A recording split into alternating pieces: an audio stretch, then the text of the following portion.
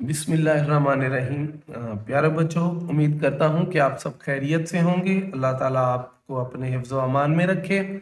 प्यारे बच्चों, आज हम आपको उर्दू की ख़ताती के कुछ बुनियादी पहलू बताएंगे। और ख़ताती करने के लिए तीन चीज़ें ज़रूरी होती हैं। एक, आपके पास पेपर हो।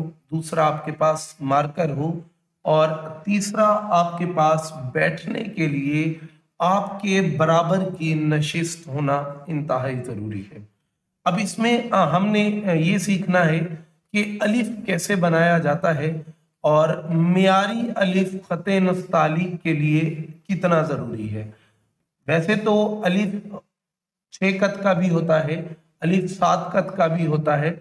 वो पेपर और साइज के हिसाब से, अगर आप मियारी अलिफ देखना चाहते हैं तो मियारी अलिफ 4 कत का होता है, जो ख़त नस्तालीक में इंतहाई ज़रूरी समझा जाता है और खूबसूरत तरीन लिखाई होती है।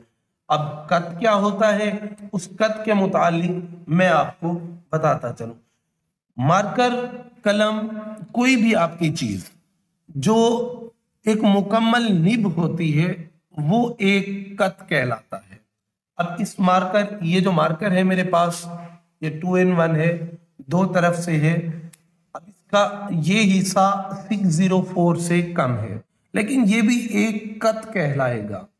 और इसी तरह ये हिस्सा है, ये हिस्सा 605 से ज्यादा, लगभग 607 के करीब है, और ये भी एक कत ही कहलाता है। अब हमने इस कत को बनाना है अलिफ के लिए, तो किस तरीके से हम इसे बनाते हैं। सबसे पहले तो कत बनाए जाते हैं पेपर पर। पेपर, जैसे कि मैंने आपको शुरू में बुनियादी पहलू में बताया कि पेपर आपके बराबर होना चाहिए। और आप जब भी कहीं लिख रहे हो तो कोशिश करें कि दीवार का या किसी चीज का सहारा लेकर लिखें, तब आपकी खताती खूबसूरत तरीन अंदाज में लिखी जाती है। अब अलिफ बनाने का बेहतरीन तरीका, सबसे पहले 4 कत बनाएं और अलिफ इन 4 कत पर होता है। अलिफ इन 4 कत पर होता है। अब इसी के मुताबिक ही कलम को पकड़ने का तरीका, कलम को इस अंदाज से पकड़ें, ये दो उंगलियां बंद हों, बड़ी उंगली मार्कर या कलम के बिल्कुल नीचे हो, और ये मार्कर का कट वाला हिस्सा, जो बड़ी साइड है, कत का बड़ा हिस्सा, वो बिल्कुल उंगली और अंगूठे के दरमियान में खाली। अक्सर बच्चे यूं पकड़ लेते हैं 5 उंगलियों से, तो ये भी गलत होता है। अब ये बेहतरीन तरीका है। अब हमने अलिफ बनाना है, इसके जरिए इसे बुनियादी तरीके से पकड़ें और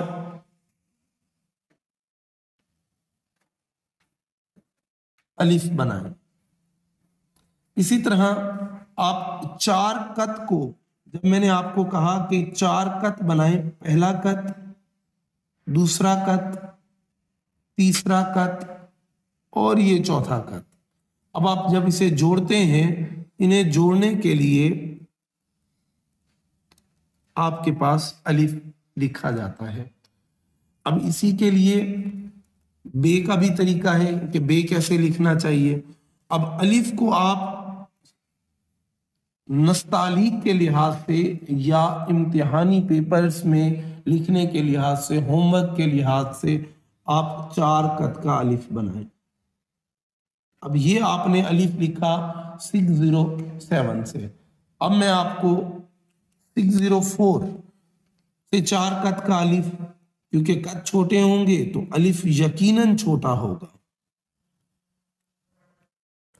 ये अलिफ यकीनन छोटा होगा। क्यों? क्योंकि कत छोटे हैं, इसके लिए ये अलिफ लिखने का तरीका है। अब क्योंकि ये नैरो लाइन रजिस्टर है, इसके लिए सबसे बेहतरीन तरीका तो यही होता है कि स्केल लें, और जब आप खत नस्तालीक में कुछ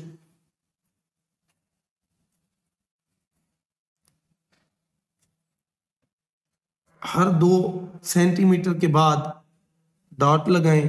ये 3 डॉट लगाकर इसी तरह आपने एक बिल्कुल सीधी मार्जिन लाइन लेनी है, एक लाइन लगाएं और इसी तरह इसके नीचे भी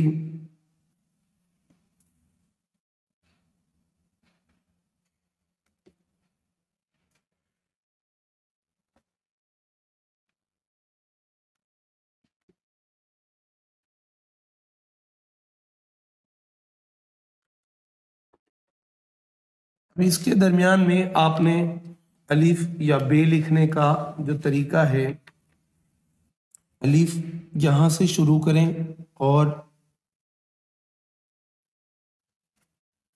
यहां पर खत्म करें। ये अलीफ है। इसके बाद बे लिखना चाहते हैं तो बे के लिए सबसे पहला कत बिल्कुल सीधा होता है, उसके बाद दूसरा कत तिरछा होता है। अब नस्तालीक के हिसाब में 7 कत दिए जाते हैं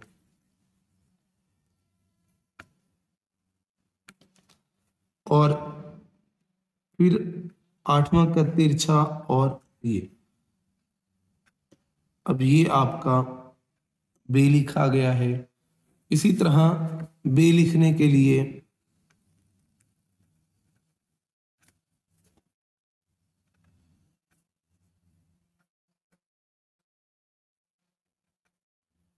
ये तरीका है, अलिफ बे और मार्कर के और आपके पास लिखने के 2 ही तरीके आपको मैंने 3 बुनियादी चीज़ें बताई हैं, जिनमें आपके पास मार्कर हो, पेपर हो और बैठने के लिए एक आरामदाह नशिस्त हो। उसके बाद आप खताती लिखना शुरू करते हैं। आज इंशाल्लाह आपको अलिफ और बे लिखने के कुछ बुनियादी असूल बताए हैं। इंशाल्लाह उल अज़ीज़ कल आपको बे के बाद इब्तदाई मश्क खत नस्तालीक की जो है उनकी तरफ आपको अगली वीडियो में ज़रूर बताया जाएगा।